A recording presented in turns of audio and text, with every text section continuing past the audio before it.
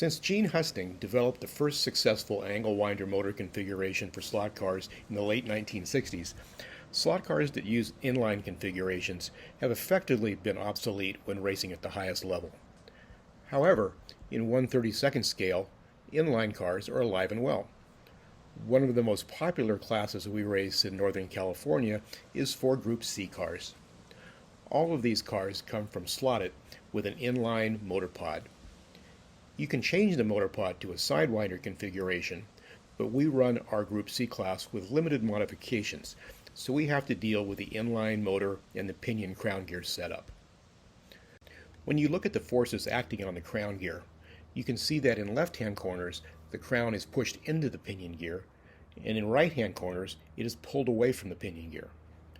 To keep a proper gear mesh, most crown gears have a metal boss attached to the gear. The motor shaft rides in that boss to maintain a reasonably good gear mesh. That works fine for the casual racer, but it also creates a small amount of drag.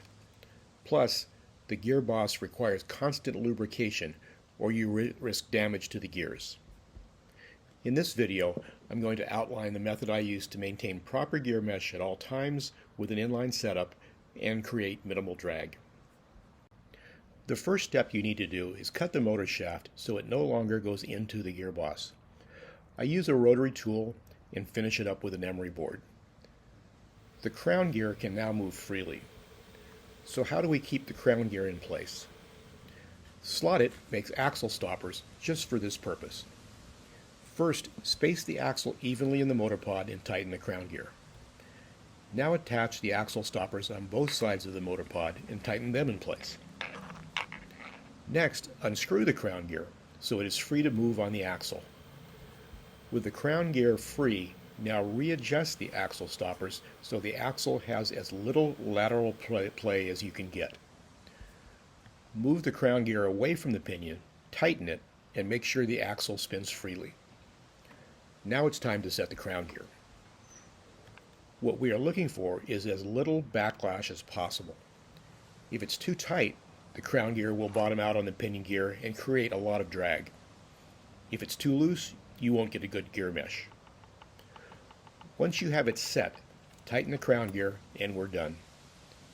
I recommend running in the gears for about 15 minutes using an abrasive such as semichrome or just standard toothpaste.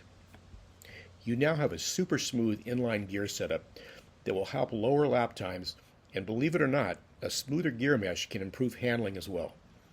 Thanks for watching. This is Jim Rose with NorCal Slot Car Scene.